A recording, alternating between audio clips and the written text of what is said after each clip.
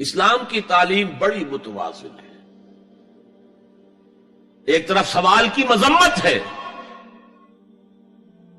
مت اپنا دستے سوال دراز کرو کسی کے سامنے. جو شخص ہاتھ پھیلاتا ہے مانگنے کے لیے وہ اپنی عزت نفس کو ہتھیلی پر رکھ کر آپ کے سامنے پیش کر رہا ہے، اور آپ ٹھوکر مار دیتے ہیں اس کی عزت نفس.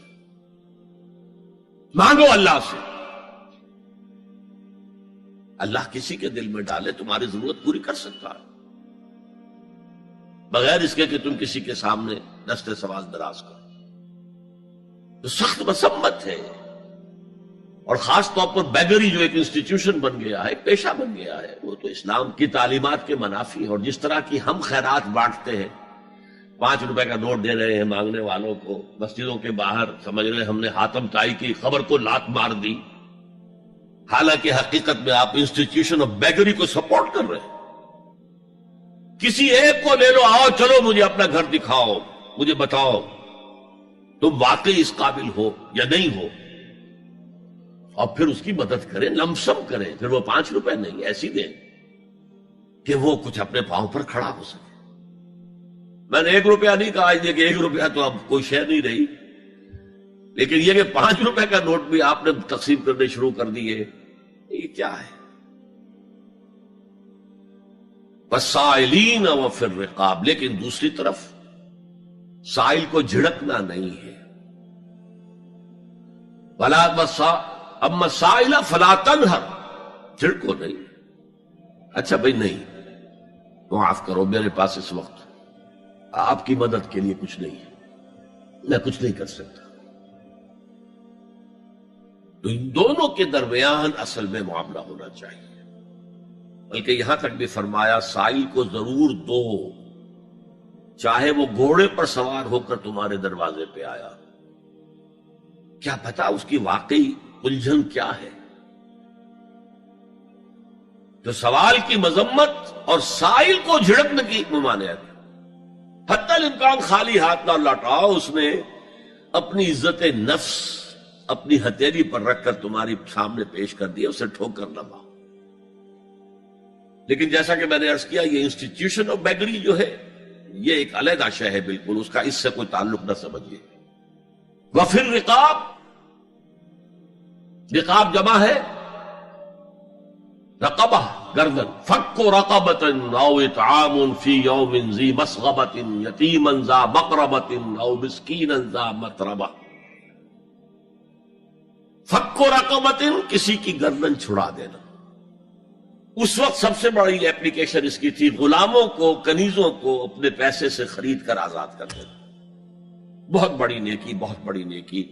اور حضرت ابو بکر رضی اللہ تعالیٰ عنہ کے دفتر فضائل میں سب سے اونچا کام یہ ہے کہ جن غلاموں کو اور جن کنیزوں کو ستایا جا رہا تھا، دیئر اونرز، دیئر ماسٹرز، ان کے آقا کو حق حاصل تھا، جو چاہے کریں ان کے ساتھ، قتل کرنے کوئی پوچھنے والا نہیں ہے. میں پہلے بھی عرض کر چکا ہوں، میری ملکیت ہے، جیسے میری بکری میری ملکیت ہے، میں نے اس کو ذبح کیا، گوشت کھا لیا، تم کون ہوتے ہو پوچھنے والے؟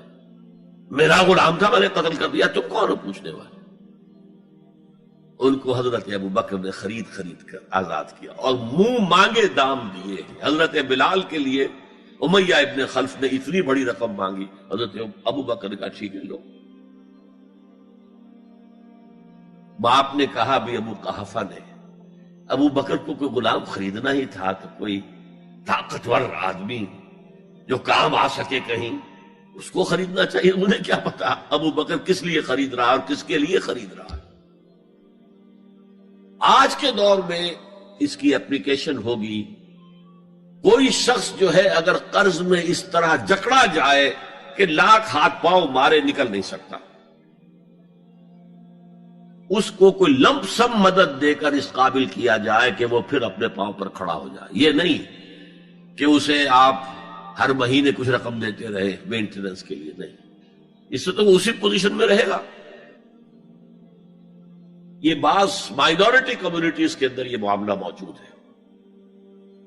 کوئی بھائی اگر گر گیا ہے کاروبار میں تو اس کی پھر ایسی مدد کی جائے کہ وہ پھر آپ کی صف میں آ کر کھڑا ہو جائے. Respectable members of your community وہ اس شکل میں پہنچ جائے. یہ بھی فک و رقبۃ اس کی ذیل میں آج کل آئے گا. اب اس کے بعد آیا وَأَقَامَ الصَّلَاةَ وَآتَى الزَّكَاةَ. یہ دو کیا ہیں؟ یہ عبادات کی شکل میں دو ستون ہیں جو ان دو چیزوں کو سپورٹ کرتے ہیں جو اب تک بیان ہوئی ہیں. ایمان کو تازہ رکھنے کے لیے نماز قائم کرو. ہر نماز ایمان کی تجدید ہے. اقیم الصلاۃ لذکری، نماز قائم کرو میری یاد کے لیے. اپنا عہد اللہ کے ساتھ تازہ کرو. ایاک نعبد و ایاک نستعین، اے اللہ ہم تیری ہی بندگی کرتے ہیں اور کرتے رہیں گے، تجھ ہی سے مدد مانگتے ہیں اور مانگتے رہیں گے.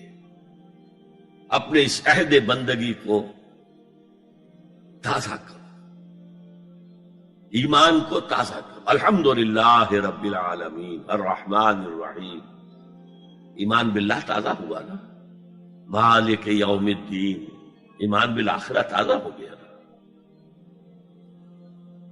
یہ ہے ایمان کو قائم رکھنے کے لیے، نیکی کی اس روح کو برقرار رکھنے کے لیے اللہ تعالی کی طرف سے یہ ستون ہے. الصلاۃ عماد الدین، دین کا ستون ہے یہ نماز. اس بحث میں اس کا مقصد کیا ہے وہ میں نے بیان کر دیا. بعد میں کیوں آ رہا ہے؟ یعنی کہ اصل شے ہے ایمان، اور ایمان کو سپورٹ کرنے والا ستون ہے نماز. عملی نیکی میں اصل شے ہے ہمدردی، ہمدردی میں مال خرچ کرنا، اور اس کے لیے ستون ہے زکوٰۃ. کم سے کم یہ 2.5% تو نکالو، بوتل کا کارک تو کھل جائے، پھر اور بھی دو اور بھی دو اور بھی دو. یہ تو obligatory ہے، یہ تو فرض ہے، یہ تو لازم ہے. لیکن مقصد کیا ہے؟ اس کو جو سمجھ لیا بس یہی زکوٰۃ ہی ہمارے ذمے میں ہے، وہ بڑے مغالطے میں. حضور نے فرمایا صلی اللہ علیہ وسلم ان فی المال حقا سوى الزکوٰۃ. اے مسلمانوں یہ نہ سمجھنا کہ بس زکوٰۃ ادا کر دی تو تمہارے مال کا سارا حق ادا ہو گیا. ان فی المال حقا سوى الزکوٰۃ،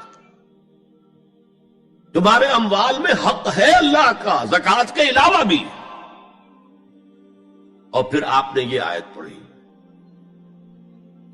وَآتَى الْمَالَ عَلَىٰ حُبِّهِ ذَوِي الْقُرْبَىٰ وَالْيَتَامَىٰ وَالْمَسَاكِينَ وَابْنَ السَّبِيلِ وَالسَّائِلِينَ وَفِي الرِّقَابِ وَأَقَامَ الصَّلَاةَ وَآتَى الزَّكَاةَ. یہاں آتا زکوٰۃ تو ہے ہی ہے، اس سے پہلے جو آ رہا ہے یہ سرپلس ہے، اس سے آگے کی بات ہے، یہ ایڈیشنل ہے. اسی لیے جب انفقوا انفقوا انفقوا انفقوا انفقوا کی جو تکرار ہوتی ہے قرآن مجید میں، تو ایک جگہ پھر سوال کیا صحابہ نے کتنا خرچ کرے حضور؟ فرمایا قل العفو، کہہ دو جو بھی ضرورت سے زائد دے ڈالو. Don't accumulate, don't retain any thing.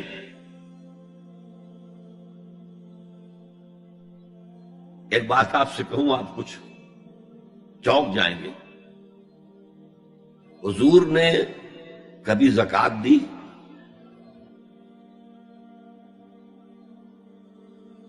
کبھی نصاب کے بقدر پیسہ آپ کے پاس جمع ہوا کہ آپ پر زکوٰۃ واجب ہوتی؟ کیسی عجیب بات ہے. ارکان دین میں سے ایک رکن سرے سے غائب. کبھی آپ نے مال رکھا ہی نہیں. حضور کا اسوہ ہم جانتے ہیں، مسواک کر لی ہے، پانچے جو ہے ٹخنے سے اوپر کر لیے ہیں، یہ اسوہ ہے. ہاں ہے، یہ بھی ہے، ٹھیک ہے، سنت ہے. اسوہ تو یہ ہے. اور صرف آپ کا نہیں، جنہیں ہم کہتے فقراء صحابہ، ابو ہریرہ، ابو ذر، سلمان فارسی، علی رضی اللہ تعالی عنہ اجمعین، یہ فقراء صحابہ میں سے تھے. کبھی کچھ نہیں رکھا اپنے پاس. میں نے بتایا تھا آپ کو شاید کہ حضرت علی کی جب شادی ہو رہی تھی حضرت فاطمہ سے کوئی مکان تھا ہی نہیں، کہاں لے کے جائیں؟ ایک انصاری نے ایک ہجرہ دیا ہے اپنے مکان کا، اس میں حضرت فاطمہ ودا ہو کر گئی. He didn't have any home. ابو ذر وہ تو دوسری انتہا کو چلے گئے تھے. قانون یہی ہے، حلال سے کماؤ، اگر ایک حد سے آگے بڑھ جائے تو زکات دے دو، باقی تمہارے اختیار میں ہے، دینا چاہو دو، نہ دینا چاہو رکھو اپنے پاس. قانون اس سے زیادہ آپ کو پابند نہیں کرے گا. کبھی بھی آپ نے جبر نہیں کیا، ایمرجنسی میں بھی جبر نہیں کیا. ایک واقعہ آتا ہے کہ حضور کو کئی وقت کا فاقہ تھا. تھوڑی دیر کے بعد حضرت ابو بکر آئے، آپ نے چہرے سے پہچان لیا کہ فاقے سے. پھر حضرت عمر آئے، پہچان لیا کہ فاقے سے.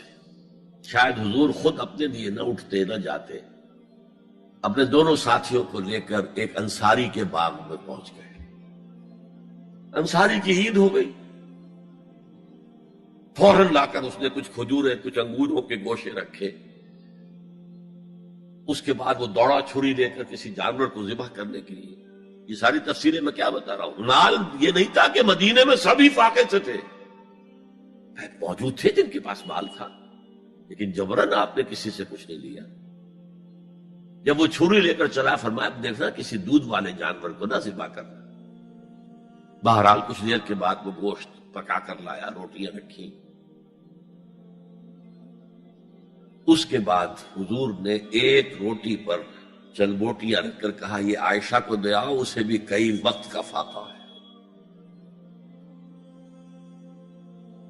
اور پھر حضرت عمر کی طرف رخ کر کے کہا عمر یہ ہے وہ نعمتیں جس کا حساب دینا پڑے گا اللہ کے ہاں. وَأَمَّا بِنِعْمَةِ رَبِّكَ فَحَدِّثْ، اور یہ جو فرمایا گیا الْهَاكُمُ التَّكَاثُرُ میں نعمتوں کا حساب لیا جائے.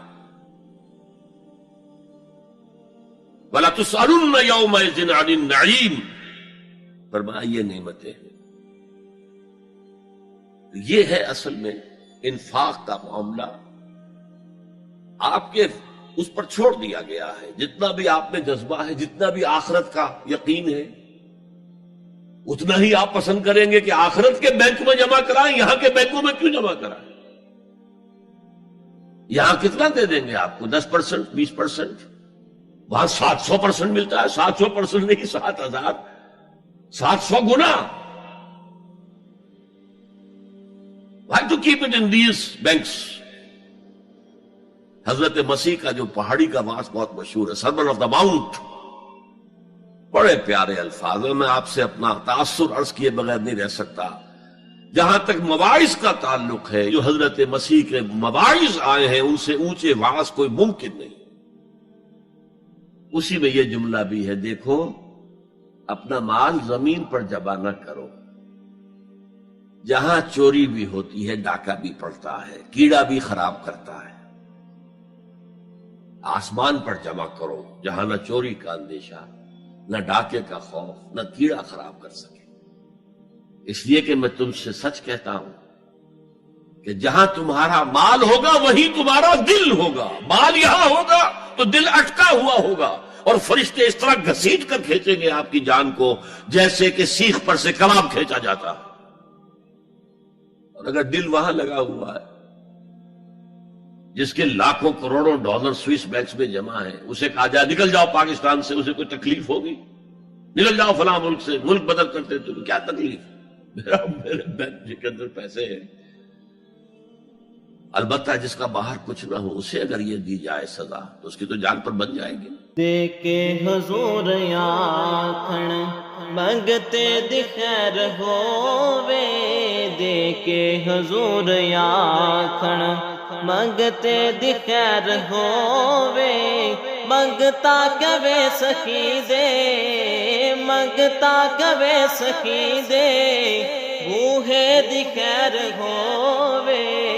دیکھے حضور آکھن منگتے دی خیر ہووے، حضور آکھن اور جنت بنی جگہ لگیا جڑی جگہ تے جنت بنی جگہ